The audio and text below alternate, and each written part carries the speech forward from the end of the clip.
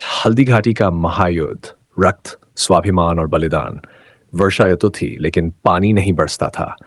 हवा बंद थी, उमस और गर्मी ने वातावरण को बोझिल कर दिया था। अरावली की पहाड़ियों में हल्दी घाटी की ऊंचाई पर दो योद्धा अपने शरीर पर अस्त्र शस्त्र सजा रहे थे। आकाश में काले बादलों की गर्जना थी, मानो प्रकृति भी इस महायुद्ध की साक्षी बनने को आतुर थी। पहला योद्धा महाराणा प्रताप, फौलादी जिरह बख्तर से ढका हुआ, उसकी आंखें अंगारों सी जल रही थीं। उसकी तलवार, जो आज तक सैकड़ों दुश्मनों का रक्त पी चुकी थी, आज फिर एक नई गाथा लिखने को तैयार थी। दूसरा योद्धा सरदार राम सिंह तंवर, कुसुम रंग की पगड़ी बांधे अपनी तलवारों को तेज करने में व्यस्त था। अन्नदाता, आज का दिन हमारे जीवन का सबसे बड़ा दिन है। अगर आज नहीं तो फिर कभी नहीं। राम सिंह ने गर्जना की। प्रताप ने अपनी तलवार की मूठ पर हाथ फेरा, आंखों में अग्नि कौंधी। ठाकरा, यही होगा। आज उस राजपूत कुलकलंक को दंड मिलेगा जिसने हमारी आन मान को दांव पर लगाया। तभी राम सिंह ने एक देदीप्यमान मणि उठाकर प्रताप के भुजदंड पर बांध दी। अन्नदाता, यह मणि युद्ध में आपकी रक्षा करेगी। प्रताप ने मुस्कुराकर कहा, जब तक मेरे हाथ में यह भाला है, मुझे किसी और मणि की आवश्यकता नहीं।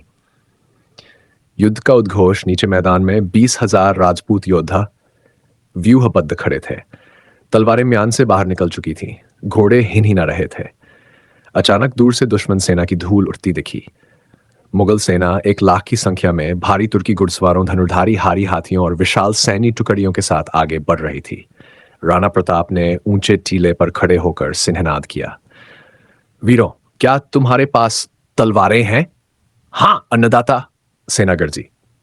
और उन्हें चलाने के लिए तुम्हारी कलाइयों में बल है? हां, मरते दम तक तलवारें हाथ से नहीं छूटेंगी। प्रताप ने भाले को आकाश की ओर उठाया और घोड़े को एड़ दी। सिंह अपने शिकार पर झपट पड़ा। रणभूमि की ज्वाला। पहली टक्कर में ही राजपूत सेना ने मुगल हरावल को भेद दिया। खून की नदियां बहने लगीं।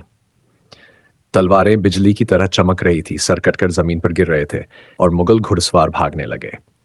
प्रताप अपने घोड़े चेतक के साथ दुश्मन की पंक्ति में तूफान की तरह घुस गए। उनकी तलवार हर वार में मौत बरसा रही थी।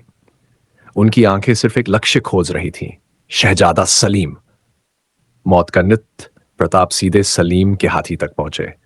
चेतक ने ऊंची छलांग लगाई और प्रताप ने भाला पूरी ताकत से हौदे की ओर फेंका।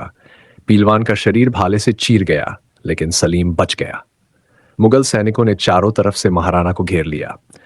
प्रताप अब 2-2 तलवारें चला रहे थे। हजारों मुगलों को मौत की नींद सुला चुके थे, लेकिन दुश्मन अनगिनत था।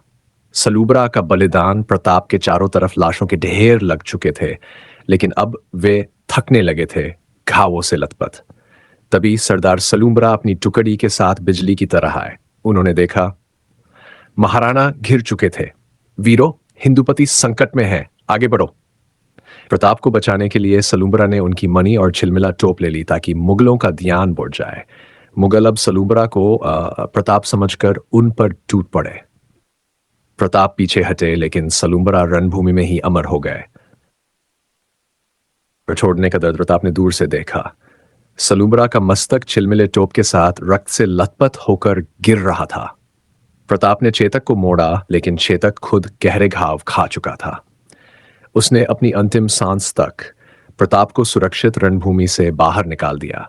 नाले के पास प्रताप जमीन पर गिर पड़े। चेतक ने अंतिम सांस ली और अपने स्वामी को छोड़ दिया।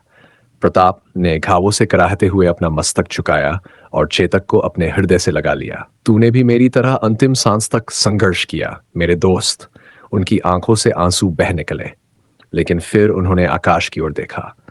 मुगल अभी भी हमारी भूमि पर है। युद्ध अभी समाप्त नहीं हुआ। अमिट प्रतिजा।